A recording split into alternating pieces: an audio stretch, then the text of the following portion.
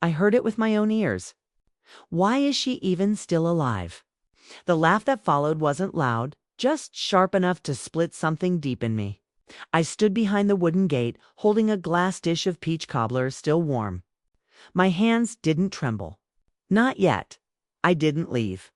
I walked through that backyard like I hadn't heard a thing. Past the string lights, past the picnic tables, past the faces that didn't turn toward me.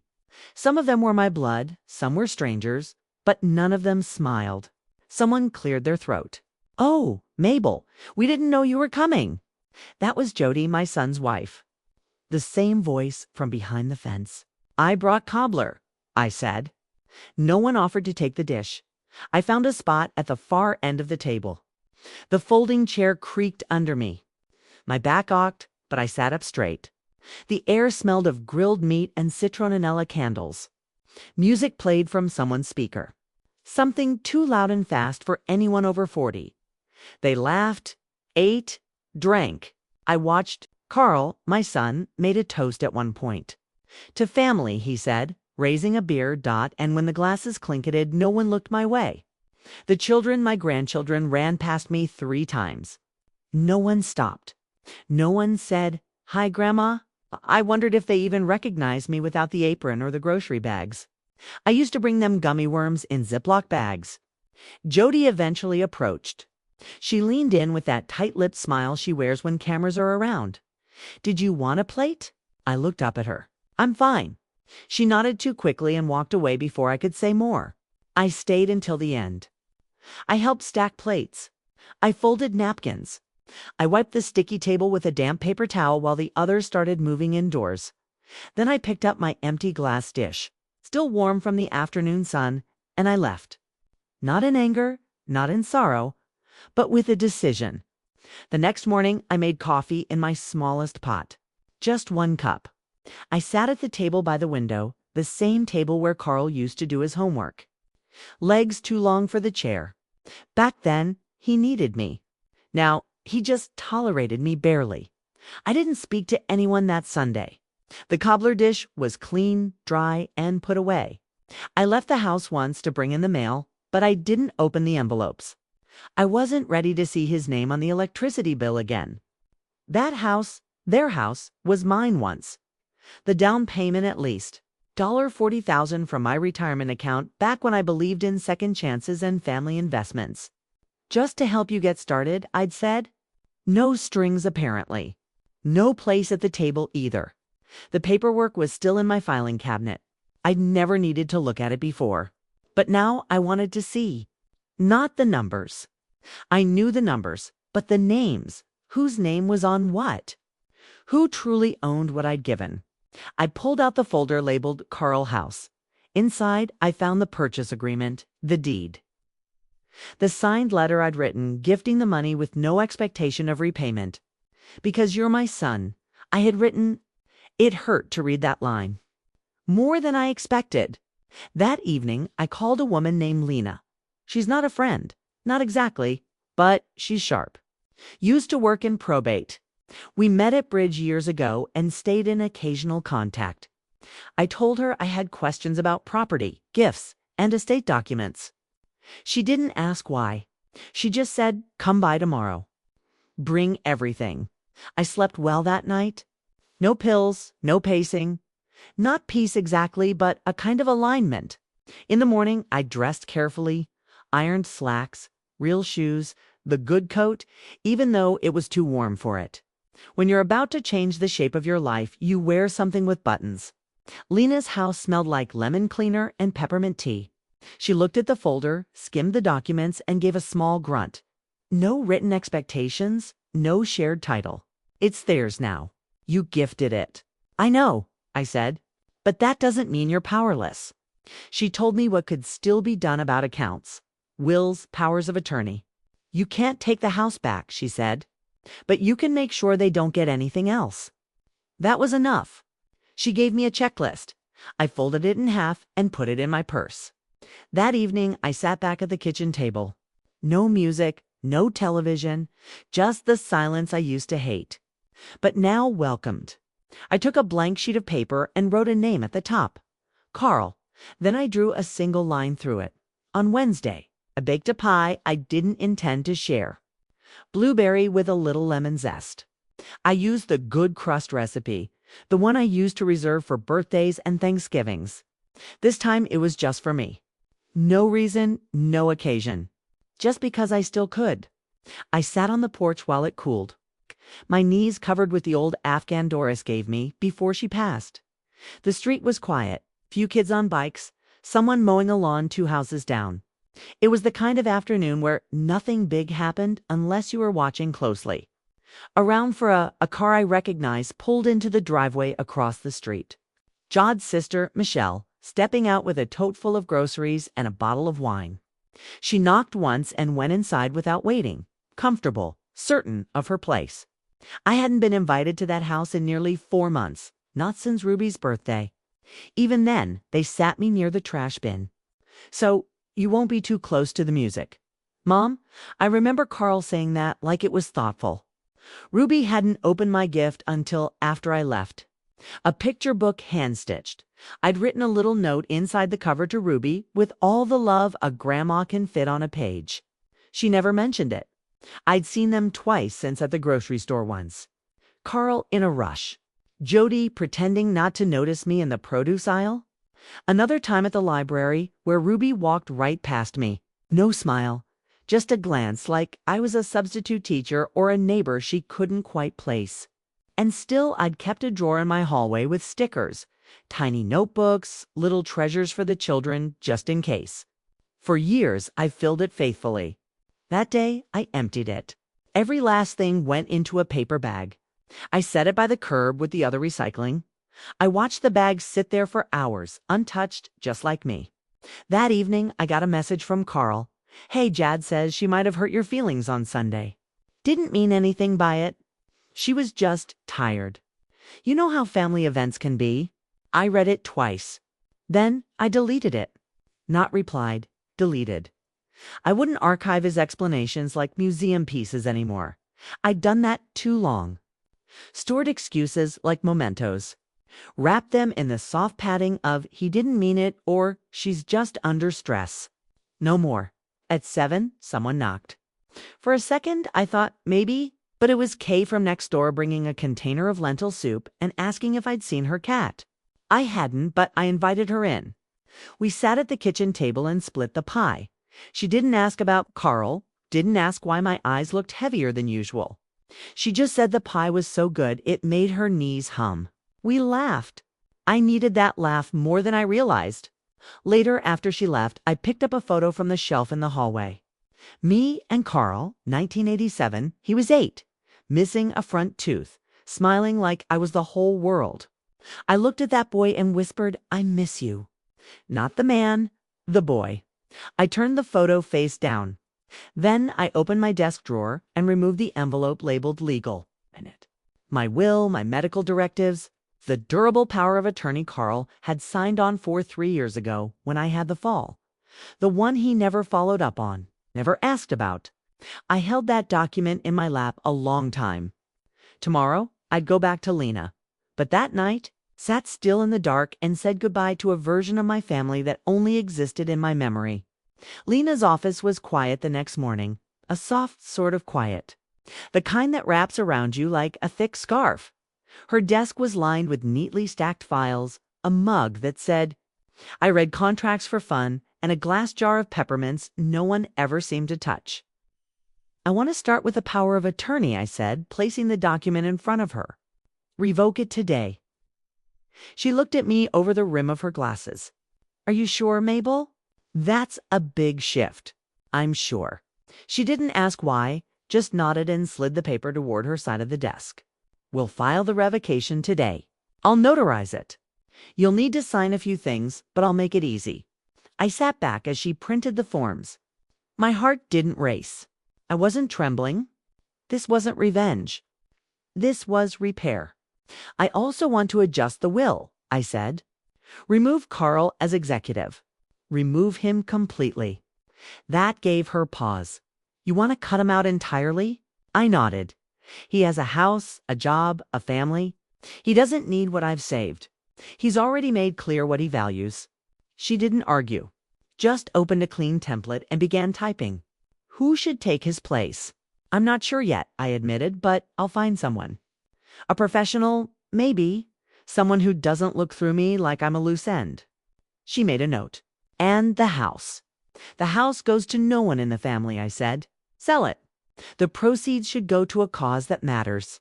Any ideas? I reached into my purse and pulled out a worn brochure. The women's shelter on Greenway Avenue. I stayed there once, long ago, before Carl was born. She didn't say anything for a while, just clicked a few boxes on her screen. You're very clear about this, she said. I've been unclear long enough. When the documents were ready, I signed everything in careful, deliberate strokes. She notarized them, stapled them neatly, and handed me a copy of each. As I stood to leave, she walked me to the door. If you change your mind, any of it, just call. I won't.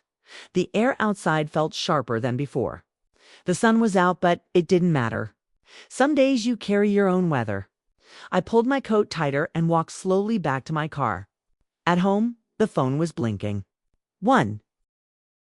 Message, hey mom, got your voicemail about legal stuff. Not sure what's going on. Jody said you were acting weird last weekend. Anyway, call me, K. I deleted it. Then I blocked the number. The next morning, I called a locksmith. The man was young, polite. He replaced the front and back door locks without question. When he handed me the new keys, I made 4 copies. 1 stayed in my purse, 1 in a fireproof box, 1 with K next door, 1 for my safety deposit box. I slept better that night. No dreams, just rest. Saturday morning came with the smell of rain. Not the dramatic kind, just that soft metallic damp that settles into the edges of things.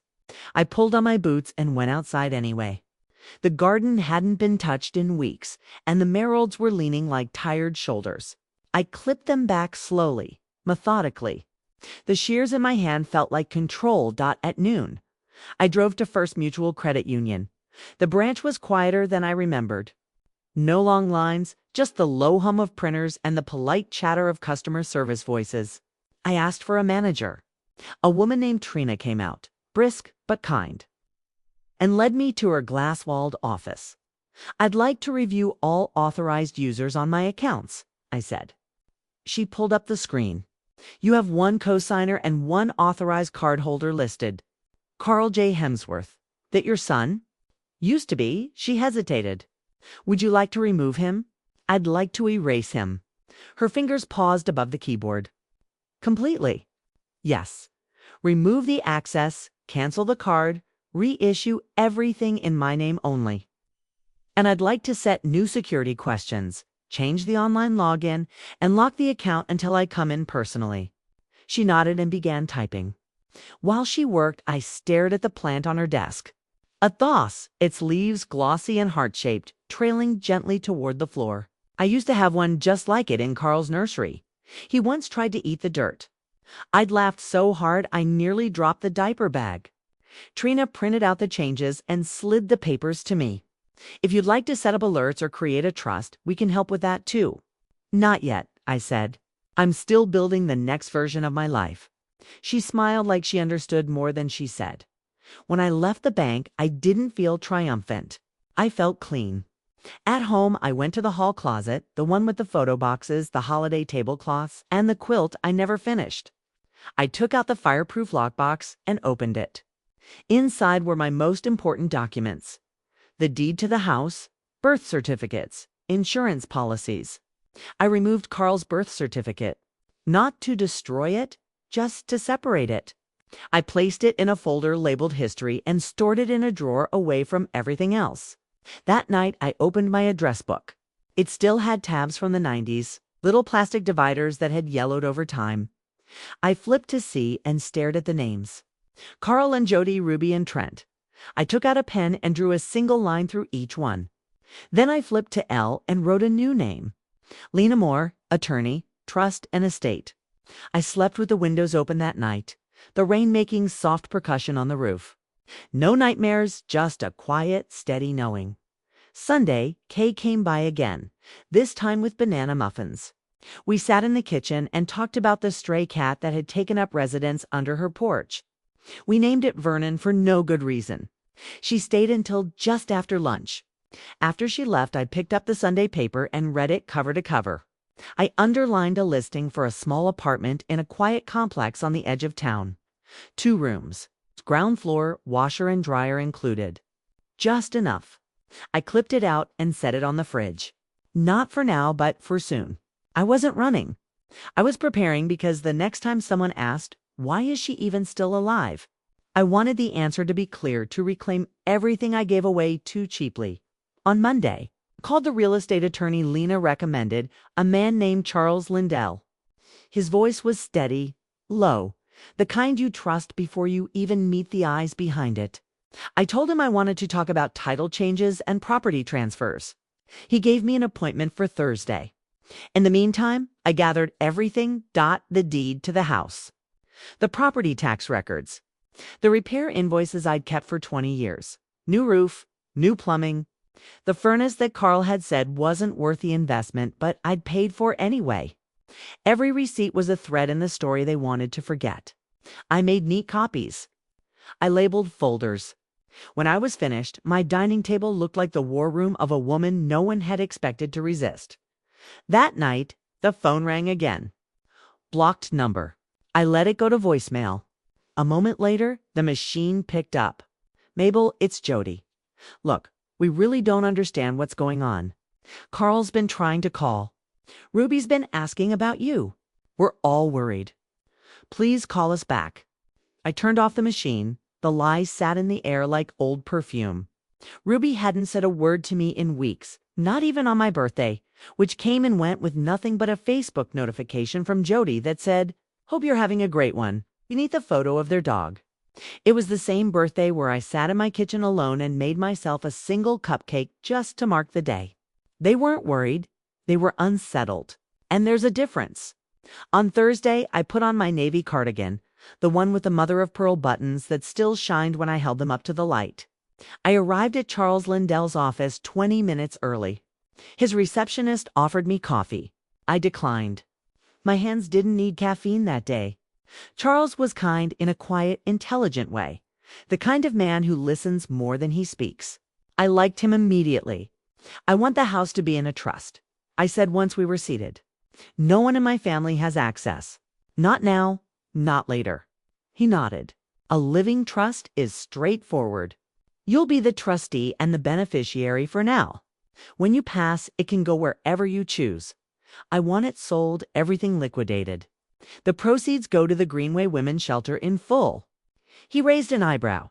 No family inheritance. No, he didn't push, just wrote it down.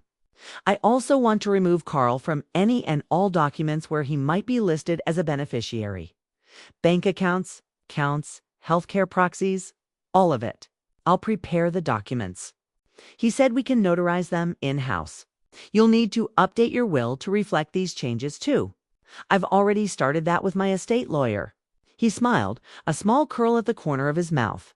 Then we're just making it official. We worked for nearly 2 hours reviewing clauses, signing forms, assigning contingencies.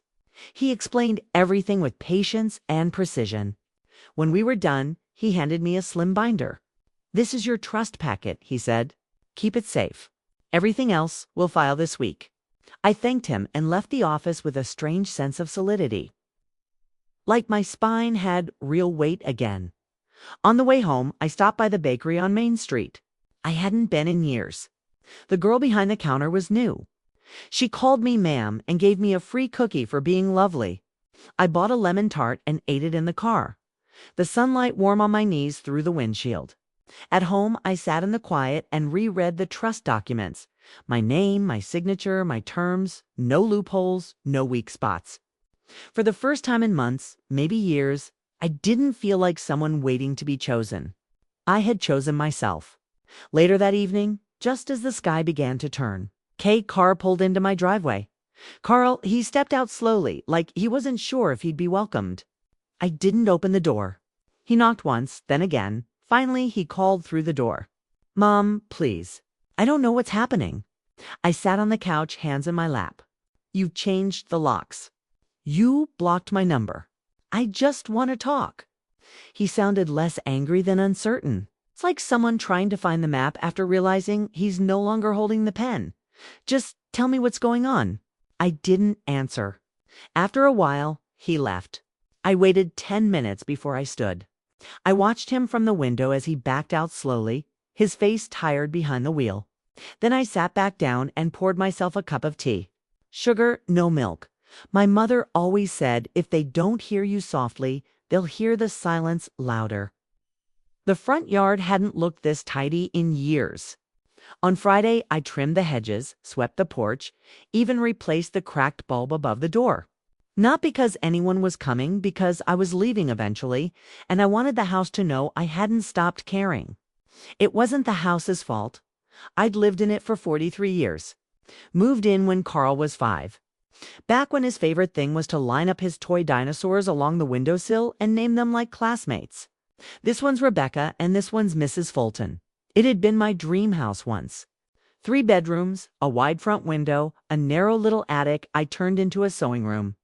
I'd painted every wall myself. Tiled the kitchen floor after Frank died. Learned how to replace the gutter screens when the neighbors said I should just wait for my son to help. I stopped waiting a long time ago. That afternoon, I walked through each room with a notepad. In the guest room, an old dresser I'd once offered to Carl and Jade when they needed furniture. They said it was too dated. In the hallway, a framed cross-stitch from my sister that said, "Peace lives here." It had been hanging so long the wall behind it was cleaner than the paint around it. In the back bedroom, Carl's old room, the curtains were still the ones with little sailboats. I'd meant to replace them years ago, but something always got in the way. The closet still held a dusty box of baseball cards and a shoebox labeled "Private." I didn't open it. Instead, I sat on the edge of the bed and looked out the window. The apple tree in the backyard was crooked now. Time had pulled it leftward. The call came on Sunday evening. Not from Carl, from Ruby. "Hi, Grandma," she said. Her voice was smaller than I remembered. "Is this still your number?" It is a pause. I found it in one of Dad's old phones. He didn't know I was looking. Waited. I wanted to say I'm sorry for the backyard. For everything, really. I didn't rush to comfort her. That instinct, the one to shield others from their shame, had lived in me a long time, but I'd evicted it recently. "What are you sorry for?" I asked gently. She took a breath. "For not talking to you, for pretending not to see you at the library, for laughing when Mom said what she said. It wasn't funny. She stopped. "You just wanted to belong," I finished for her. Yes, I didn't forgive her right away. That's not how real apologies work. But I did say, "Thank you for calling. Can I see you?" She asked. "Just me." I thought about the pie drawer I'd emptied. The Christmas cards I kept sending even when they stopped arriving in return. The way she used to grip my hand when crossing icy sidewalks. "All right," I said. "Come by tomorrow after school. It's just you." She exhaled like she'd been holding her breath all summer. "I will. I promise." I hung up and sat quietly, my tea growing cold in my hands. Monday came gray and drizzly, the kind of day that makes everything feel softer. I baked banana bread, not for anyone in particular, just to fill the house with something warm. At 4:12, Ruby's knock came. She stood on the porch in a hoodie, 2 sizes too big, and sneakers with the laces untied. Her eyes were rimmed with something that wasn't just mascara. "I wasn't sure you'd open the door," she said. "I wasn't sure you'd knock," I answered. Inside, we sat at the kitchen table. She picked at the bread. I poured tea. "Mom says you've gone crazy," she said, not unkindly. "That you're cutting us out." "I'm not cutting. I'm choosing," I said. "There's a difference." She nodded like she almost understood. "I don't hate you," I added. "I don't hate you either," she whispered. I think I copied how they acted. And I didn't question it until I started missing you." The sentence folded something inside me. "I want to come back," she said. "If that's allowed?" I looked at her. This girl who still had the same eyes as Carl at 8 before the world taught him how to be unkind. "You can come back," I said. "But not for pie, not for gifts, only for truth." "I can do that." She stayed an hour. We didn't talk about Carl or Jody, just school books. K-Cat you wanted but wasn't allowed to get. She left with a second slice of banana bread wrapped in foil. After she walked down the driveway, I watched her until she turned the corner. I didn't feel hopeful. I felt honest. That night, I wrote in my journal, maybe some doors don't need to be slammed. Just gently locked from the inside with a window, left cracked for the ones who come alone and knock with care. The next few days passed quietly. I packed slowly, one drawer at a time, one memory at a time. Not because I was sentimental, but because I wanted to know what I was keeping and why.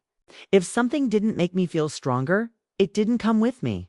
The apartment viewing was scheduled for Thursday afternoon. That morning, I woke up early and brewed coffee strong enough to stand up on its own. I wore slacks and a blouse, not because anyone would judge me, but because starting a new chapter deserves clean seams. The apartment complex was simpler than the brochure made it look, but it felt right. Brick buildings, tidy flower beds, a bench under a linen tree. Teresa, the manager, greeted me like she already knew who I was. "Ground floor," she said, unlocking the door to Unit 1B, south-facing windows. "Neighbors are quiet, heat's included." The space was small, yes, but honest. No pretense, no echoes of voices that had grown cold. Just clean light and walls waiting for news stories. I stepped into the kitchen and ran my hand over the laminate counter. It wasn't marble, but it was mine. The stove had only 4 burners, and the fridge hummed faintly like it was keeping a secret.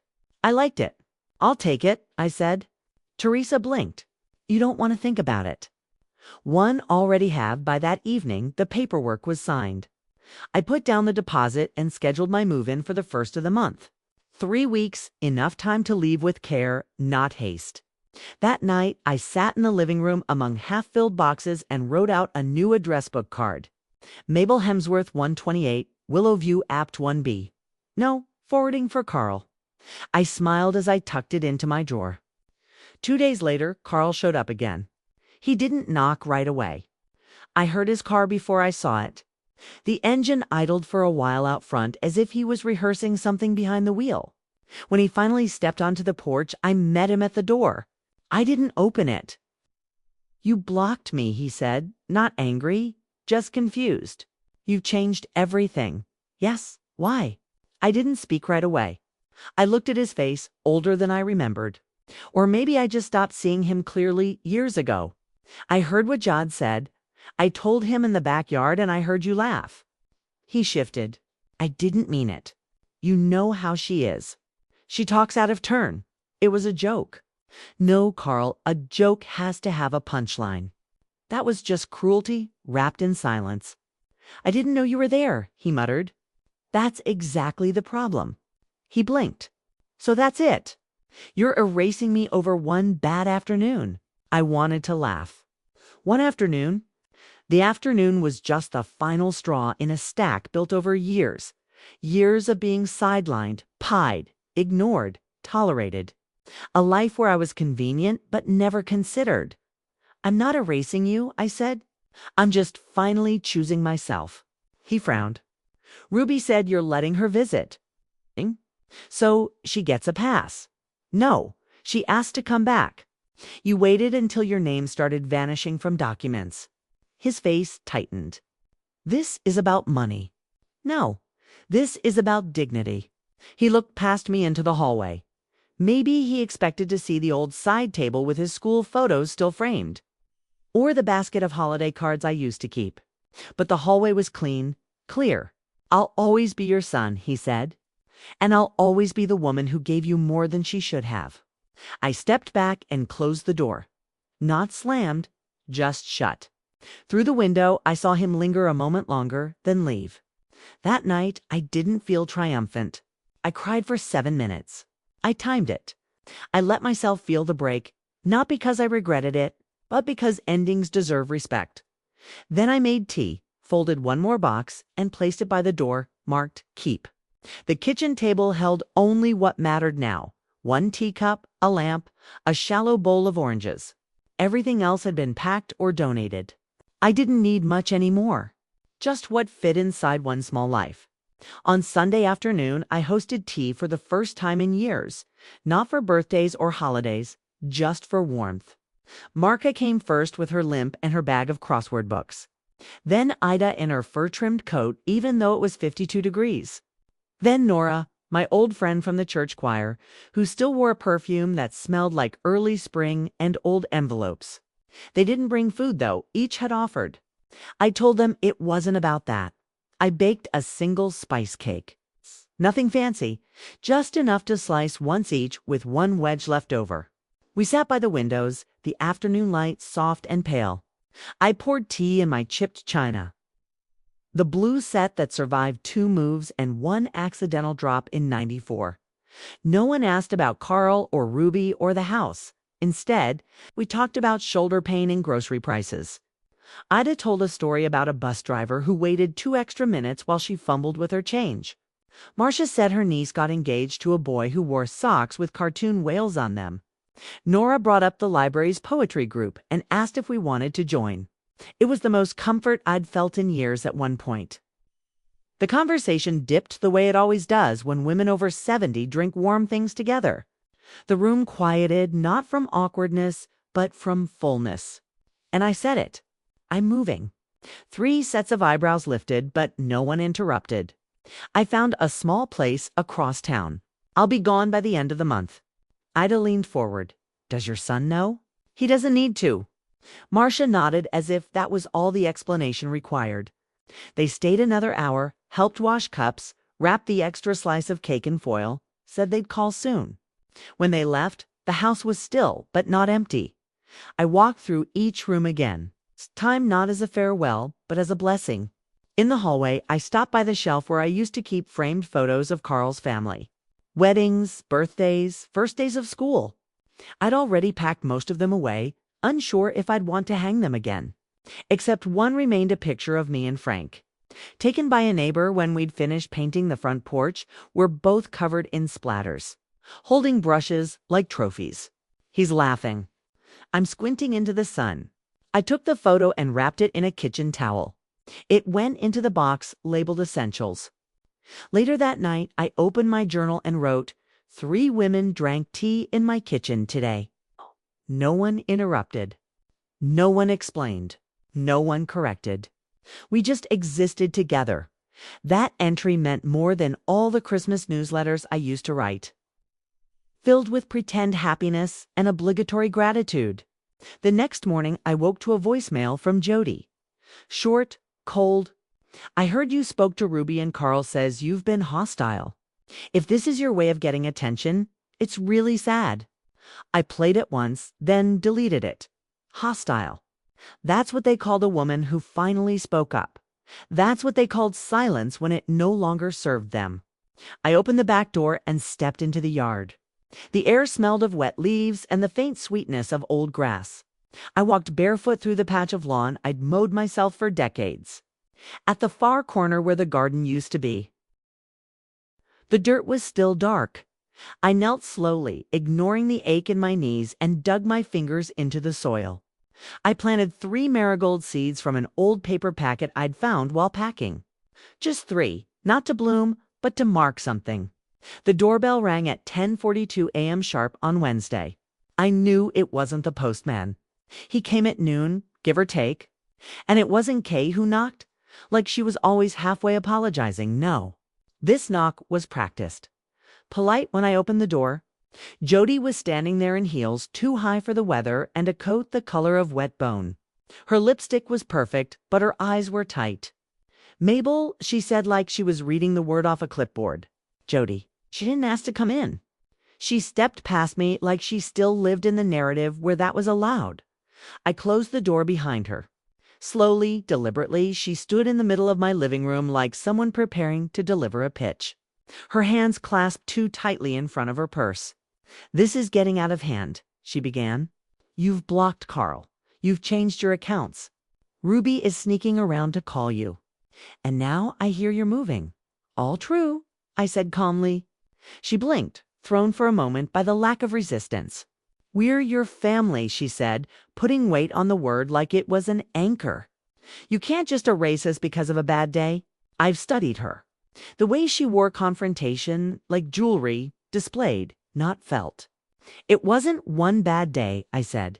It was years of polite dismissal, lukewarm invitations, of being tolerated instead of welcomed. One day just pulled the curtain back. Her jaw tightened. We never asked you for anything. That's the problem. You never asked. You just expected. I don't know what Carl ever did to deserve this. She snapped. He's a good man.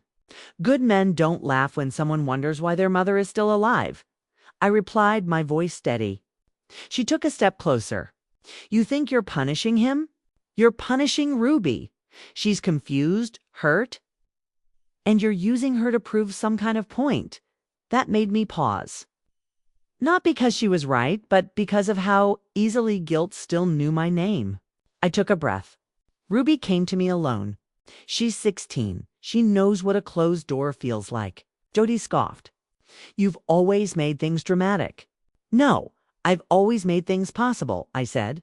Sharper now, the down payment on your house. The babysitting, the casseroles, the last-minute rides. The silent endurance at birthdays, when I was placed behind centerpieces so I wouldn't ruin the aesthetic. She turned, pacing. You're exaggerating. You've always been difficult. I smiled then, but not kindly. Is that what women become when they stop handing over their silence? Her mouth opened, closed, then she spotted the packed boxes stacked near the front door. You're really doing it. I am? And what happens when you're alone in that little apartment? When no one's left to check on you? When Ruby forgets to call? I'll still have myself, I said. And I'd rather be alone with honesty than surrounded by people who flinch at my presence. She looked around as if the house might help her win, as if the walls might join in. You're throwing everything away. No, I said, picking up the binder with my trust documents and placing it on the table. I'm finally choosing what to keep. Jody stood there a moment longer. Then she picked up her purse and walked toward the door. Before she left, she turned. Don't expect us to come running when you change your mind. I'm not running, I said, and I won't. The door closed behind her like punctuation. Later that evening, Ruby texted me a single line. She came home fuming. You okay? I wrote back perfectly. Some doors need closing, Ruby. It doesn't mean you're on the other side. She sent a heart emoji followed by, still bringing cookies Thursday. Don't bail. I didn't. And I wouldn't. The papers were ready. Lena called Thursday morning. Everything's signed, filed, confirmed. The trust is active. Your accounts are protected and your will is updated. You're now the sole decision maker of every inch of your life. Thank you, I said. 2 words that held more weight than most confessions. I'm proud of you, Mabel. I smiled into the phone. Funny how many people say that only after you start saying no. By noon, I was at the bank binder in hand, handing over the final forms. The clerk was young, barely 25, but she treated the documents like something sacred. I like that. We'll update the beneficiaries right away, she said.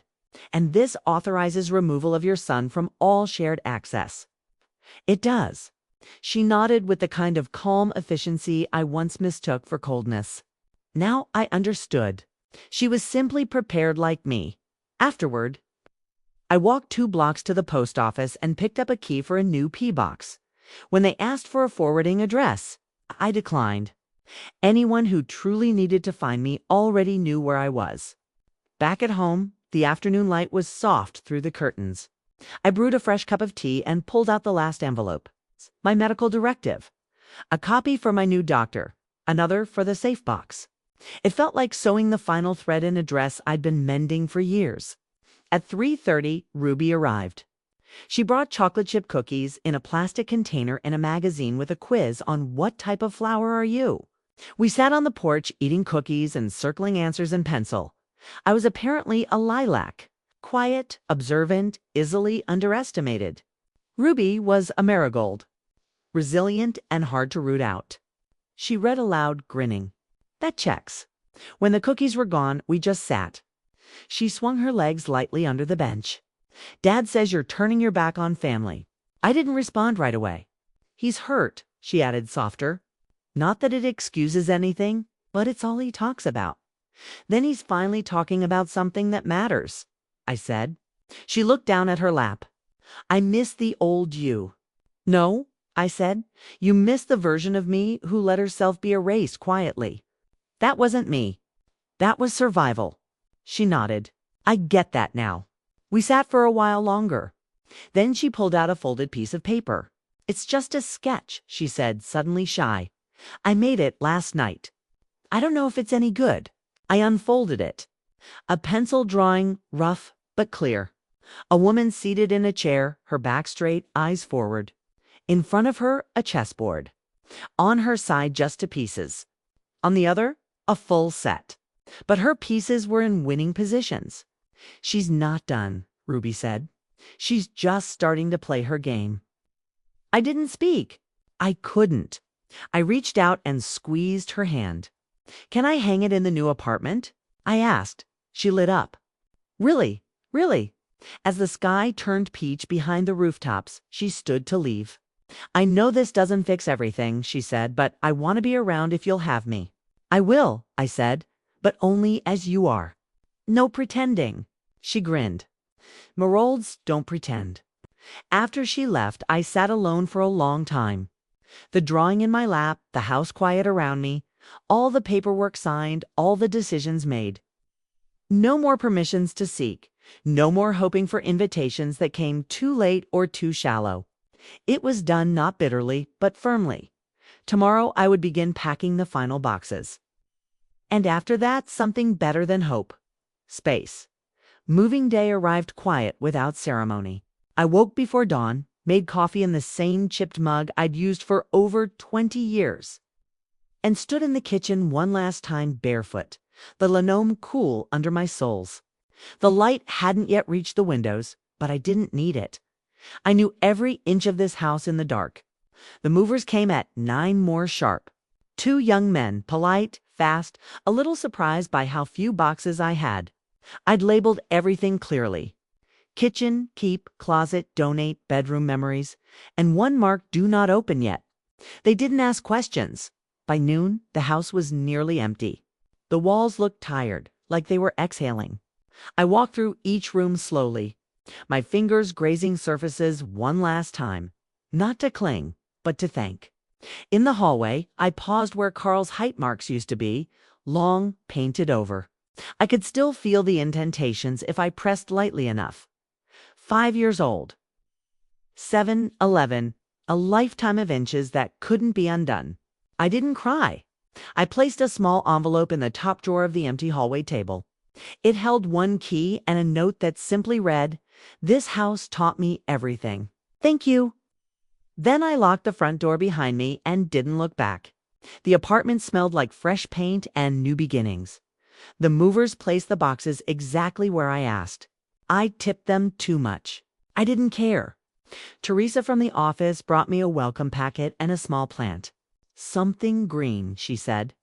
"For your windowsill." It was a tiny succulent in a ceramic pot shaped like a cat. I placed it beside the kitchen sink and whispered, "I think we'll get along."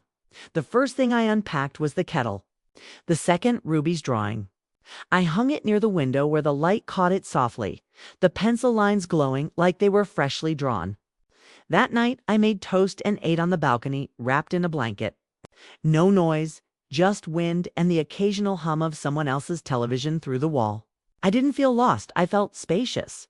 The next morning, I unpacked the last box. Inside were the essentials. 2 dresses, a pair of shoes, a tin of buttons I'd collected over decades, and a letter folded in thirds, yellowed slightly at the edges.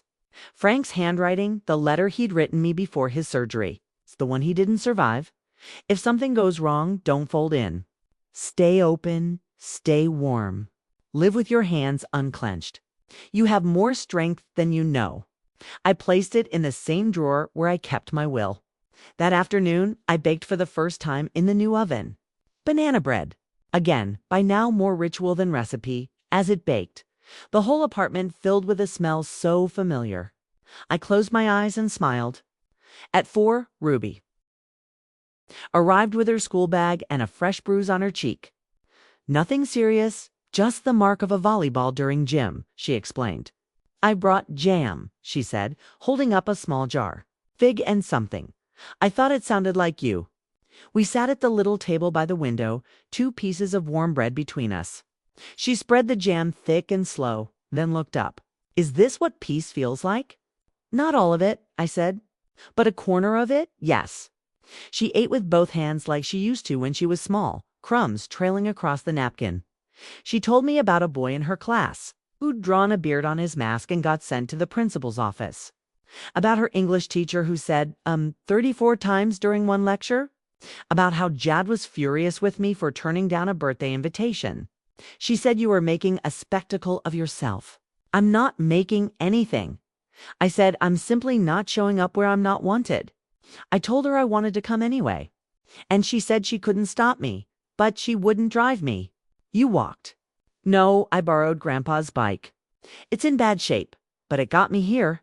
That made me smile. Frank would have liked that. You can leave it locked on the balcony, I said. We'll fix it up together. Her eyes lit up. Really, really. After she left, I watched the sun lower behind the row of trees outside. I didn't miss the house. I didn't miss Carl's silences or Jod's sideways smiles. I didn't miss the old version of myself that whispered, maybe next time they'll see you. Because now I saw myself and I didn't need permission to exist. 1 week after the move, the house sold. The realtor called to say the offer came in just above asking. An older couple, no kids, looking for quiet and history, she said. I almost laughed. They'd found both. I didn't go back, not even for the walkthrough. I gave Charles power of attorney for the sale, signed what needed signing, and let it go. He called when it closed. It's done, he said. I thanked him, then hung up and stood in the middle of my apartment. It wasn't large, but every inch of it was mine. I opened a new bank account for the shelter donation. I didn't put it in my will. I gave it now. I walked in myself, handed the check to the director and said, "This is for the women who leave without shoes." She stared at the amount and started to cry. I didn't. I'd done my crying. This wasn't grief.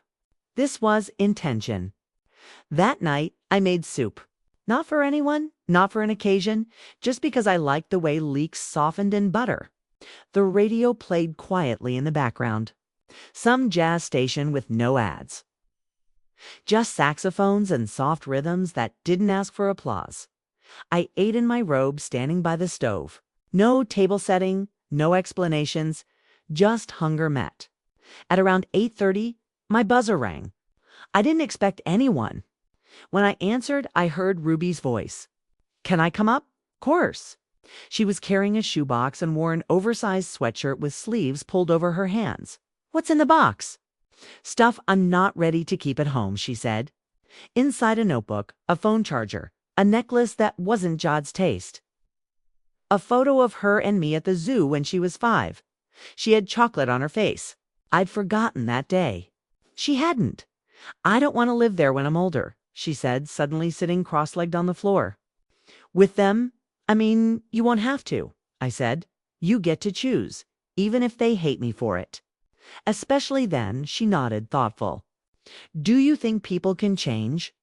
Sometimes, but I think the better question is, can they stop pretending? She looked up. Are you still angry? No, I'm finished. Ruby stayed until nearly 10 o'clock. We didn't talk about Carl. She didn't ask for stories about him. And I didn't offer. Some threads don't need tying. When she left, she hugged me tighter than she ever had before. The next morning, I walked to the corner store for milk. The man behind the register nodded at me like I was already part of the routine. You're the banana bread lady, he said. The kid with the bike talks about you. I smiled. That's me. I bought a newspaper just because I could and read it on the balcony with my feet tucked under me. The world still turned. Bills still came. But the silence inside my chest was no longer heavy. It was restful. Later that week, a letter came. No return address, but the handwriting was Carl's. I opened it slowly. Mom, I don't know how to fix this. I don't know if you want me to. I said things I can't unsay. I let things happen. I should have stopped. I don't know how to be the man you deserve, and I'm scared it's too late to learn. But Ruby talks about you every day now. She's different, braver, and that came from you. I'm sorry. I hope one day you'll let me try." I folded the letter and placed it in a drawer. Not forgiveness, not refusal, just a space where it could rest, undisturbed. That night, I wrote in my journal, "I am not angry anymore, not afraid. I am not waiting at windows, not watching porches. I am not a forgotten guest at someone else's table. I am building my own." The day I turned 73, I woke up without an alarm. There were no balloons, no surprise texts from relatives who remembered me once a year. No brunch reservations or gift bags left on stoops. Just morning light through clean curtains, the sound of rain somewhere in the distance, and a soft breath of a life that now belonged only to me. I made pancakes, 2 of them, ate them with honey and a sliced pear. Then I sat in the middle of my little apartment with a photo of Frank propped on a chair and said, "Well, we got here, didn't we?" At noon, Ruby came. She brought tulips, red ones, still wrapped in the paper sleeve from the florist. "You're not a birthday cake person," she said. "So I brought flowers like grown-ups do." She gave me a small envelope. Inside was a card she'd made herself, painted, not drawn. On the front was a simple image. 2 chairs on a porch, one empty, one with a teacup on the armrest. Inside it read, "Thanks for keeping a seat for me." We had tea and toast and talked about her final exams, her plans to work part-time at the shelter over the summer, and how she was trying to convince her school to start a support group for kids who didn't feel like home was home. She asked me if she could use my name. "Only if you use it for something true," I said. She laughed. "That's the only way I use it now." Before she left, she said, "You look different." "I feel different," I replied. She looked me over like she was taking inventory. "You look like someone who doesn't flinch." After she was gone, I sat on the balcony with a book I'd been meaning to read for 15 years. I read 3 chapters, then put it down. Not because I was tired, but because I didn't need to finish things just to prove I could. The next day, I mailed a donation to a legal fund for elder women in housing disputes. I didn't include a note. It's just the check and the name of the trust, quietly placed like a stone in the right hand. I also planted basil in a small clay pot. It wilted a little in the first days, then perked up, leaning toward the kitchen window like it had made a decision to live. One morning, I got a text from Carl. "Happy birthday, Mom. I didn't send a card. I figured I haven't earned that yet. Just wanted you to know I'm still here." I didn't respond, not out of anger, because not every apology needs a reply. Some simply need to land quietly in the place where harm was once ignored. That evening, I invited Marka and Ida over. Nora couldn't come. She'd caught a cold, but sent a crossword torn from her paper with a note .12 down made me think of you. The answer's anchor. We drank tea and laughed about knees and politics and how Teresa from the leasing office had taken up birdwatching in her hallway. They brought cherry pie and a promise to come again next week. After they left, I stood in the doorway for a moment and just listened. Not for footsteps leaving or for silence returning, but for the sound of a house that had filled up again, this time with the right kind of noise. That night, before I turned out the light, I wrote in my journal for the last time in that volume. They asked why I was still alive. Now I can answer to remember my name, to set my own table, to keep the door open just wide enough for those who knock with clean hands.